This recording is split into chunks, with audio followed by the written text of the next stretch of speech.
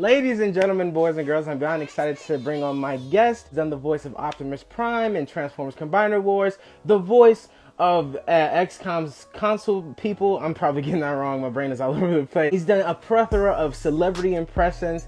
Can't wait to bring on my guest, epic voice guy, aka John Bailey. Hi, there we go. Hey, how are you? I'm good. What's up, man? Awesome. Well, just before we get into everything, the nitty gritty and all that, I just want to say thank you so much for coming on. It's such an honor to have you on right now. I've always been intrigued by the line of work that you do, so I'm so glad to bring you on finally. Instead of you've gone from being a cameo to a full guest. And for people who are confused, John Bailey has been in the comments in a few of my interviews, and I wanted to get him on, and I'm so glad that he's finally here. So thank you For having me. I appreciate it. Absolutely. So real quick, we're going to play a game, this little icebreaker that I like to do with my guests. It's called On the Spot, and I'm going to give you 3 characters to voice on the spot. Real quick, just voice the images. All right. And you're the second person I've done it with, so hopefully this goes well. All right, so here is the first image. Well, hello there, kiddies. Why don't you come play with Uncle Clown? No. No, I'm gonna wreck it. I'm gonna get those Guardians. I told them not to break the law. They did anyway, so I had to get ripped, like Chris Pratt did, and stick myself in this suit. And now I got power bands and stuff like Space Ghost. It's gonna be awesome. And then this picture of a monkey I drew. Well, hello there. My name is Ming the Monkey, and I'm very angry. You can tell by my angry eyebrows. I also breathe twice as much as everyone else because of my huge nostrils. Perfect. Awesome. So while I was looking into some stuff to talk to you about, I found out that you are a Pisces. So that's pretty cool. It's a star sign. Some people are into that, some are not. Yeah, okay. Yeah, I'm not too big into it too. But before you were a voice actor, you worked in food service and forklift operation. So what was that like? Boring, mundane, same thing every day, having 2 or 3 different bosses over you because there's a manager and then a sub-manager and a shift manager and a shift supervisor and a lead man. And I just got so sick of everybody feeling like they had to tell me what to do, even though I already knew what I was doing. long hours, ridiculously hours for very low pay. I mean, the minimum wage in California is almost twice what I was making an hour. But yeah, I got kind of bored, and I managed to. I had a little digital recorder at the time, and I would use it to record different characters I would come up with, or impressions, or sound-alikes, or whatever that would. I had a lot of free time in my hands, just sitting around, What was your childhood environment like? How did that influence your career decisions going down the line? I was born as a small child in the middle of England, but then quickly sent to Germany where they shortened my scrotum. No, I had a great childhood. I had caring parents and Saturday morning cartoons and a grandmother that believed in me, and it was pretty awesome, man. We didn't have television for a long time, so the only TV we got to watch was at grandmother's house. And eventually she upgraded one of her televisions. It was one of those rich families that had 2 TVs. She upgraded her kitchen TV, I think, and she gave us one of her old ones. She made her living room TV bigger, and she gave us her old small one. But it was one of those that you had to put aluminum foil on the antenna and hold it with one hand to get a clear picture. Only had 3 channels. So I didn't get introduced to the cartoon thing until pretty late. I mean, I was 5 when I saw Transformers for the first time, but I didn't have cartoons before that. I can imagine my childhood without TV. It's kind of crazy to imagine that nowadays. You have to understand, I only got to see it at grandmother's house, so it was only like a holiday week where we didn't have school or something, or if I got to her house, if there was a sick day or a day off or whatever, like that would be the only way I could see it. So until I think I was almost 10 by the time we actually had a television, so I was behind a whole. But I was already watching season 2 or 3 or reruns at that point. So what did you do to pass the time? Like play games, read books, stuff like that? Built Mousetrap, played outside. I had from what little Transformer stuff that I did see, I was immediately hooked on the show and on the toys. So I had a handful of toys. We were not a spoiled family because we just didn't have a lot of money. So birthday and Christmas, I might get one at either one of those two occasions. Usually, if it was a good one, it was from grandmother. Like the better ones came from her, but the smaller ones came from mom and dad. Probably mainly from mom. But yeah, a lot of biking. I biked everywhere. I would bike for 14, 20 miles a day to go, because all my friends lived so far away. Back then, you could, no helmets, no pads, just biking across the interstate. No big deal. Wow. What was your first action figure? Do you remember? I don't remember what my first action figure was, but my first Transformers toy was a Bumblebee. That one I still remember. That was mine too. That's so great. We have a lot in common. You're a big Transformers fan. I'm a massive Transformers fan. My first time doing impressions was to try and do an Optimus Prime impression. Same. I had. Not my first impression, but my first Transformers impression. Yeah, my very first impression was Grover from Sesame Street when I was about 4. I love Sesame Street, but yeah, I had when the movie came out, there was like a line of toys and had the big Optimus Prime helmet, and I tried to like impersonate that voice. Well, there were 2 different helmets though. There was 2 different Optimus Prime voices. The first one was actually Gary Chalk, who was Optimus Prime in Beast Wars and in the Unicron trilogy. And then I think enough fans got angry, like, that doesn't sound like Optimus Prime. So they brought Peter Cullen in, and the same toy, they just replaced Gary's voice with Peter Cullen's voice. I didn't know that. There's a lot of guys who do Optimus Prime's voice. There's one main guy, his name is Rick Sellers, who does a lot of the toy voices and like the birthday cards that have the sound effects in them. And then there's, I think it's his voice in the Metroplex toy too. Like he's gotten into a few of the main toys. But a lot of the Rescue Bot stuff, because that was one I was trying to get with Hasbro early on. I was like, if you guys need toy voices and you want them to be accurate, just let me know. I'm happy to work on that. But he's the one because he has his own studio. He does a lot. They do all the mixing, the sound effects, music, everything. They do all of it there, so they can do a little more than I can do. But with the helmets, after that first little run, I don't think that one lasted very long. I think it came out like right after the movie came out, or right before it. But then before Christmas time, they'd already replaced that helmet with one with a different chip on it. So a few rare Transformers fans have both with Gary Chalk, who was still one of the voices of Optimus Prime, to be fair. That is so. I didn't know. Wow, that's actually. I didn't know that. Good question. Cryptid Zeph asked a good question. How many Optimus Prime voices are there now? Let me count, because I don't know off the top of my head. There's Peter Cullen, who's the original, Gary Chalk, David Kay, Neil Kaplan, Rick Sellers, and me and Jake Fouché, and I believe that's all of them. That's 7 total that I know of. Yeah, I read one time that John St. John, the voice of Duke Nukem, did something Optimus Prime related. So that may be 6. And there's another guy who did it for Rescue Bots Academy before, some new guy. So I don't know who that one is, unfortunately. But so I guess there's less than 10, or right at 10, I think, about total. That sounds about right. Now you, I was looking it up. You grew up in Tennessee, so yeah, Memphis, Tennessee. So what was that like? Because Tennessee is when you think of Tennessee, you think of like music and the blues and jazz and stuff like that. So how did you get introduced to voice acting? Music and crime. Yeah. And food. We also have food, to be fair. We got a couple of good things. I'm just not really big into barbecue or crime or Elvis, so I really wasn't a fan of Memphis. No offense to anybody who lives there. All my family and friends back home. Sorry guys, I still represent, even if I didn't love it. I feel it's safer in Los Angeles. This is scary. I forgot, what was the question?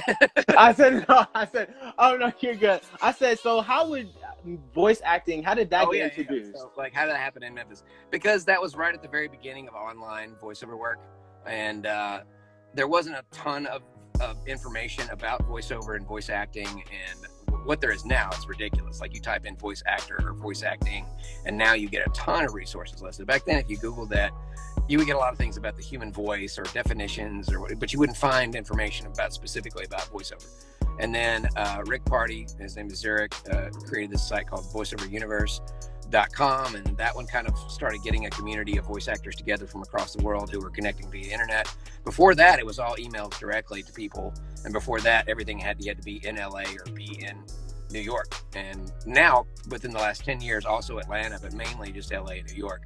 But yeah, the internet kind of changed that, and then sites started popping up where you could actually do auditions for a small percentage of the fee and book stuff online, and that opened the door for a lot of people. I know my friend Bob and September Carter are a voice actor couple, married couple in Atlanta, and she gets all of her income, all of her voice jobs come from voice123.com, which is a great website for voice actors to do it online. So you don't have to be in LA or New York or Atlanta to do the job, but you do have more opportunities and a better chance of booking things if you are in those cities. But that's a big transition to make. A lot of people can't just jump up and uproot their lives, and it was even harder for us because I already had, a wife and 4 kids. I wasn't just a single guy moving to roommate up with a buddy until I made it, so it was a lot harder. I had only income too, so.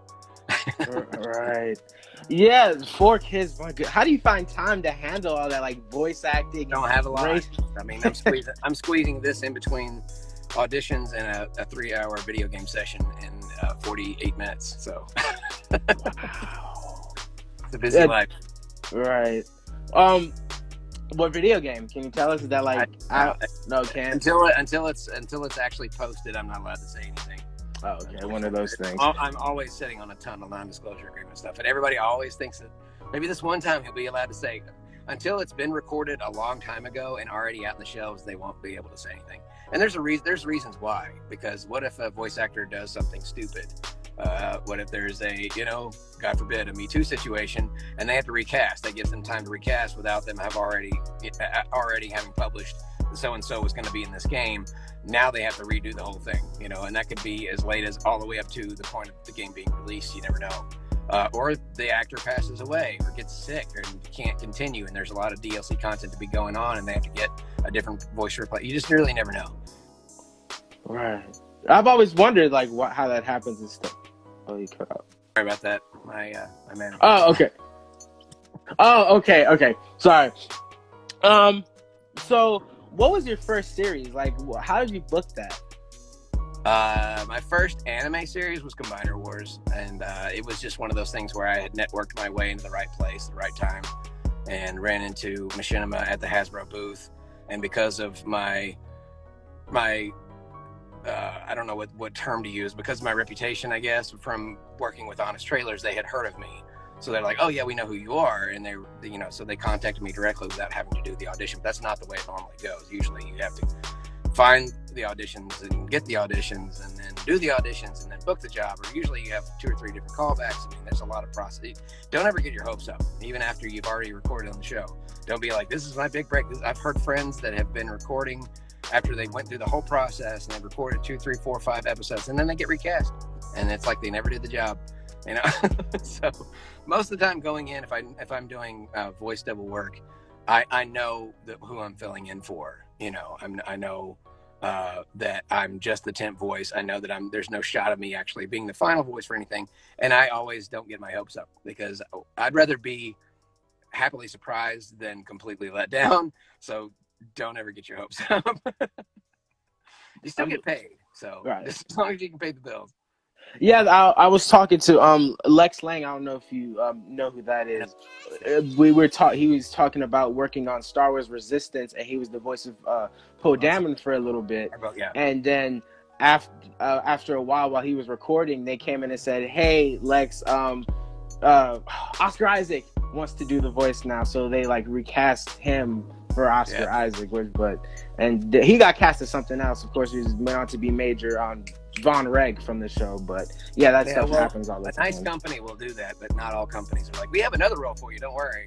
A lot of times that means you're no longer on the show anymore, and and you can't really talk about it either, because if you say anything like, man, I can't believe they did that to me, blah blah blah, social media, blah blah blah, you're going to get on the list of people like, well, that guy has a bad attitude, we're never ever going to hire him again. So you just have to take the lumps and keep going. You can't beat yourself up about it. I mean, like I said, you still get paid, so there's still some good comes out of it. And the more experience you get, the more often they'll bring you in for the sound-alike stuff and recast you. And then eventually, at some point, you'll pull out an Eric Bauza and you'll get an additional voice, or you'll get an additional character, or you'll get a recurring character that comes back for a few episodes, and eventually you get a regular character. So there's a whole ladder to climb. It's a lot of stuff to go through just to get to that point. And a lot of people just assume because they like cartoons that's the goal that they should aim for. well, sometimes not knowing that that's literally the Everest of voice jobs, and it's really hard to get there. A lot of people are just happy to get to base camp, which is where I am. Yeah, that's kind of have a misconception some people have.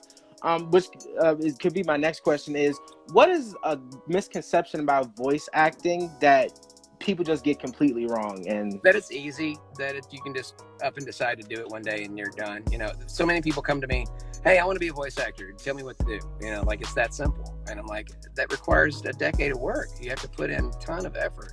It's not just something because a lot of people think that they make the common error of saying, everybody tells me I have a good voice, or everybody tells me that I'm really good at impressions, so I should be a voice. So just because you're good at those things doesn't mean you should be a professional voice actor.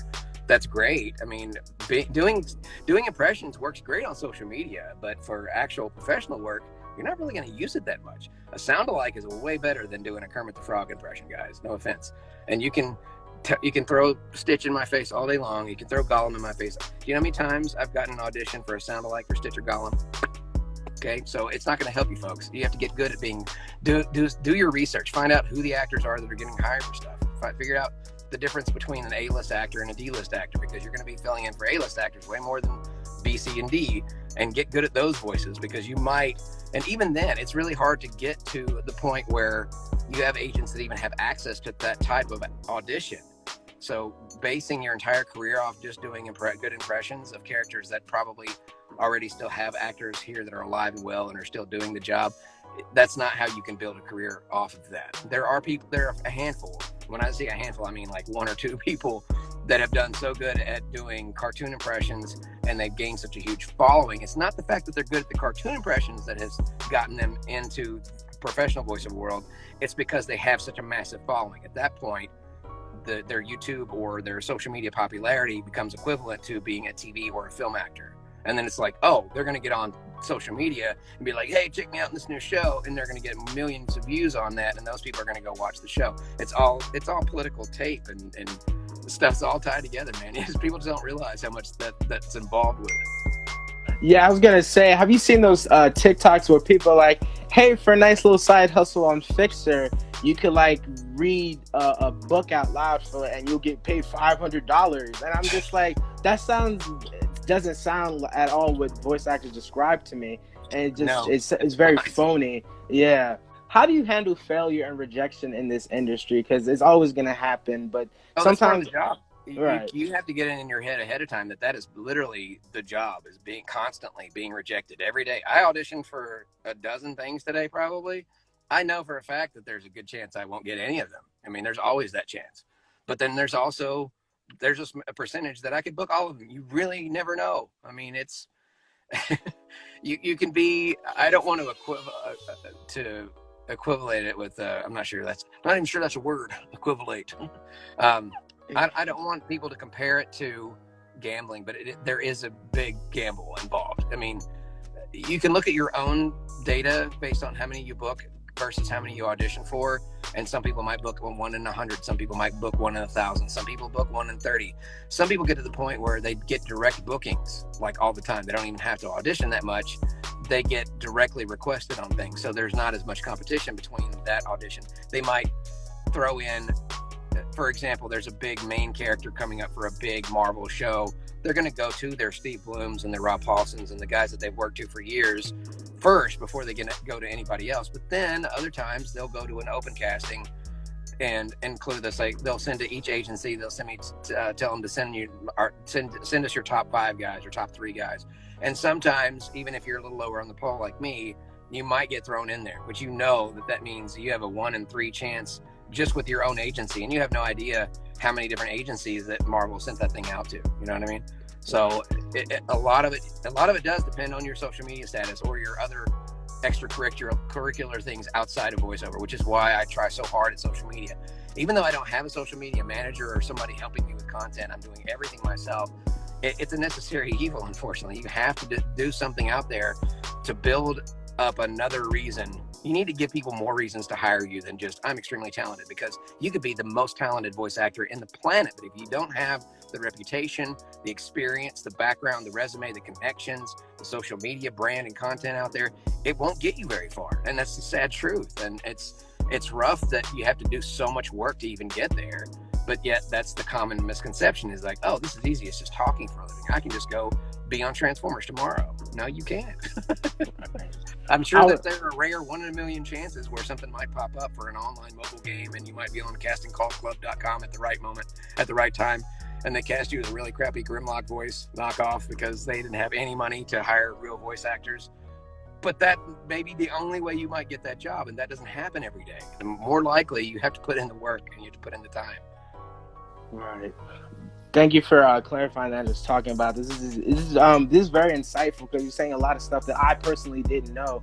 And as someone I don't want to be too dark and brooding and sad, and but a lot of people have they have this very optimistic view, and it's probably because so many voice actors, especially the ones that I've met, they're so kind and they're so nice. But I also feel like that gives a lot of people a lot of false hope that, oh, well, if they can do it. And I'm not saying that you can't do it. If I can do it, there's a lot of people that can definitely do it. But I also want to make sure that they understand that there's a tremendous amount that goes into this. This is not just a simple, easy little thing where you get a microphone and a computer and you're a voice actor the very next day. But there are other people that are extremely talented actors that just haven't made it anywhere yet. And I've heard people at coaching sessions that had never done a voiceover job before, had only recently become getting interested in it, but they were natural actors. They were very good at it. So there's different types of professionalism. There's one where you're a really great actor, but you're not booking anything yet because you haven't put in the time and experience, and you haven't made those connections yet. You don't have a demo, or you don't have a website, or you're on your way, but your skill won't get you the job alone. There's a lot of other things that have to go along with it. And then there's other people that don't have any talent, or they have very little talent, and they put in so much time and effort, and people keep telling them, well, if you just give this much money to this coach and this much money to that workshop, then you're going to be the best in no time. And I've coached some of these people. I'm like, how much money do you spend on voiceover coaching and workshops and stuff? $15,000 a year? I'm like, and how many jobs have you booked? Well, none yet, but I'm just like, that's a huge investment with no return. No guaranteed return. I mean, I didn't even start getting coaching until after I was booking stuff. I don't know how other people do it. I know everybody does it a different way, but I couldn't afford it. I just started booking work because I was good, and I had a studio in Memphis that allowed me to do auditions professionally and record studio sessions without charging me anything. So like I said, everybody has their own path, but I can't see putting 15 grand a year into something that's yielding zero back. I mean, do your research, find out the good coaches, find out the good workshops, do the necessary things to get you to the point where you can do this the right way and not sell yourself. Because there's a lot of people on websites that are like, oh, I'll voice it for $5.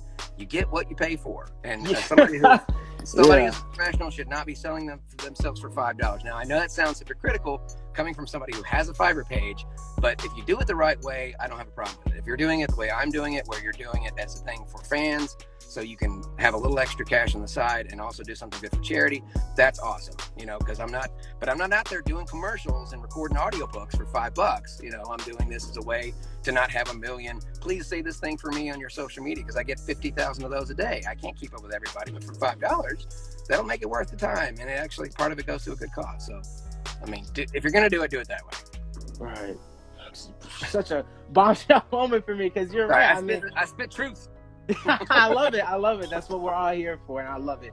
But no, yeah, I completely agree with that. Is because I used to have like such when I was growing up and wanted to do this thing, even though I'm slowly getting back into it, I was like, oh, this is gonna be easy. I just gotta talk and do little modifications to my voice and make my voice like this or something like that, But people are always talking about, listening to Crispin Freeman talk about, he was like, get acting experience, because the acting is very important part to this job, because it's sure you can do a funny voice, but can you make that voice sad? Can you make that voice happy? Can you exaggerate? It should be voice acting with voice in parentheses, because the emphasis definitely on the acting part. Someone asked, what would you do if you weren't a voice actor? I would probably be doing the same thing I'm doing. I did before, working in restaurants or driving a forklift. I don't want to have to go back to that if I don't have to, but knowing that there's more options online now, there's a lot of things that I can do where I would make better money and not have to do that, even if I was no longer if my job up and disappeared tomorrow, I would have options. I want to talk about Bumblebee. That was, for me, that was really, when I remember when you posted on your Instagram, you were like surprised and you like Soundwave. and shocked. I like freaked out. I was like, wait, what? I like jumped out of my skin. I was like, this is so cool. So now, you know how I felt when my manager gave me the email that said I got the jobs, because I didn't know. I had no idea. The way that ended up happening, I was up against Steve Bloom and a lot of guys who booked tons of Transformers voices before, and ironically, it's still kind of funny because it happened right there in front of me. But it was me and Steve at the couch when they came out, and I'd already auditioned for it weeks before for my agency. And then I got it a second time, and they were like, well, they haven't made up their mind with studio or something, so just do it again, it's fine. And I thought the auditions were awesome, but then I didn't hear anything. I'm like, well, I can sleep at night knowing I gave it a shot. This is kind of what I always tell myself. And then we go to Paramount, and I'm still filling in. I did maybe 3 or 4 sessions for Optimus just till they kind of figured out what the script was, because a lot of people, I won't say who, but certain people who were upset about the fact that I filled in, what they forget is that Bumblebee had 1/10 of the budget of the previous film. So the job was for scale, and other people just refused to work for scale. I have 4 kids. So, and I'd rather it be me than somebody who, some cheesy intern doing Optimus Prime's voice, transform and roll out, so at least I respect the character, and I did the best that I could to match what I assumed Peter would do it until they kind of figured it out. But all the sessions were maybe 10-15 minutes. I wasn't there very long, but it's so cool to get to go to Paramount. But the last time I was there, they bring out this checklist on a clipboard, and like, we have some additional voices we'd like you guys to record while you're here. Just go through the list, and if you've booked it before, just put a check mark to it. I'm up against Steve Bloom, so Steve's just like, done it. Yeah. And I'm like, booked before or can do, because there's a big difference. I should have just lied and just checked every single box off. But no, I didn't. But I go in the booth, and I've got the crappy guys. I've got Ratchet and Ironhide, who got cut from the film altogether, and Brawn, who I've never been a big fan of. So Ironhide was one of the few that I would have been like, yay, Ironhide, because I actually like Ironhide's voice. It's great, then, but none of the characters that I really cared about. So after I recorded a few for them, I said, would you mind if I recorded for some of these other voices? Because I've been doing Transformers voices since I was 5 years old. I've got 30 years, and I've gotten kind of good at it. He's like, yeah, go ahead. And what I didn't know until after the session, because it never dawned on me to Google who the guy was, the guy that I've been working with in person this whole time was Travis Knight himself, like right there. And I didn't know, because I didn't know what Travis Knight looked like. I've only heard his name before. But I Googled it on the way out. I'm like, holy crap, I was working with Travis Knight the whole time. I'm there talking about, do you know how they came up with Soundwave's voice? Do you know how they came up with Shockwave's voice? Just nerding out about Transformers. He's really, he loves Transformers. Not like Michael Bay does. He actually loves the brand way before movies and stuff. So they actually had a full minute of the original cartoon with the character. So they had as many sound clips as they could put together for a minute's worth for everybody to have references, because they wanted it to feel as G1 as possible. So I auditioned for all these extra characters that originally I wasn't even supposed to audition for. And then thinking, you know what, at least I got a chance. I gave it a shot. They seemed really happy with me. And I mean, Travis Knight himself, he's like, dude, you're blowing my freaking mind right now. You sound so much like him. It's scary. So I had to wait a long time to hear anything back. And then I think I got called. No, I don't think I got called back. I think I just did that session for those characters, and I just recorded through a few times. And I didn't get word back until October 31st. It was Halloween by the time I heard, and I'd recorded it months before. And the movie was supposed to be out in December. So I was like, well, I guess I didn't get it, So I found out just a couple of months before it came out, well, barely even a month and a half before it came out, that I didn't get not one voice, but 2 different voices. And not just the 2 voices, but my 2 favorite characters.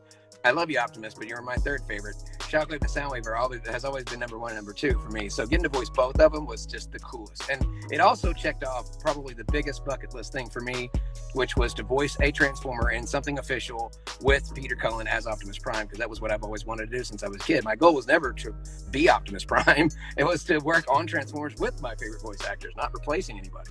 And I always double and triple check to make sure that the other actor does not want to do either they can't or they won't. Kind of like with Futurama, like John DiMaggio just couldn't. He had a contract scheduling conflict that would not allow him to work on Futurama, so they had to get a sound like for Bender, even though they got the original cast back.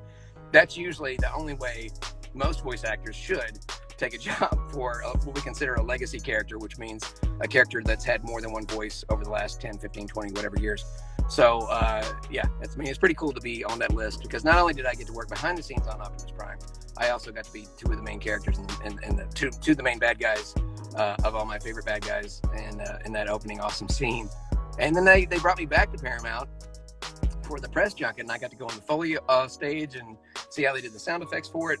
Got to talk to the mechanic that they had on set for their advisor, which talked to a whole bunch of cool stuff about Bumblebee and the actual Bumblebee car from the film. It was pretty cool. And Paramount even let me do a promotional thing that they posted to their Instagram story, which I thought that was freaking awesome. I was wearing all purple on my Shockwave shirt. It was pretty great. That's so cool. Yeah, just hearing how happy you are makes me happy as a person, because it's just like you're doing something that you love and you made it, and it's just very inspirational to me. Your story is an inspiration to me, who's someone who wants to get into this business or has been a fan of Transformers, and to just know someone like you can make it is very, very hopeful for me. So yeah, I mean, a lot of people tell me that I apparently I'm inspiring folks, which, if anything, I'm just inspiring people not to quit, because that's the only thing that I haven't done, is to not give up. But don't take me wrong, I have felt like giving up plenty of times, because you go a few months without booking a job, you start to question things like, am I still valuable? Does anybody still want me around? So it's not easy. It's such a difficult job, and you have to work so hard to get. It's not just one of those things where I have a cool voice, I'm going to go to LA, I'm going to be a thing, and I'm just going to get a big fat check in the mail every week. And that's just not how it works. I can't even count on one hand the residual checks that I get through the mail. Everything is all hustle and grind and hustle and grind. I wish I could stay longer, but I got a job in a few minutes. So okay, yeah. Oh, awesome. Well, John, thank you so much for coming on. People said you did a great job. Keep up the amazing work. Thank you so much for joining me. Hopefully, me on. God bless. Absolutely. Have a great one, John. Thank you. Bye. Bye.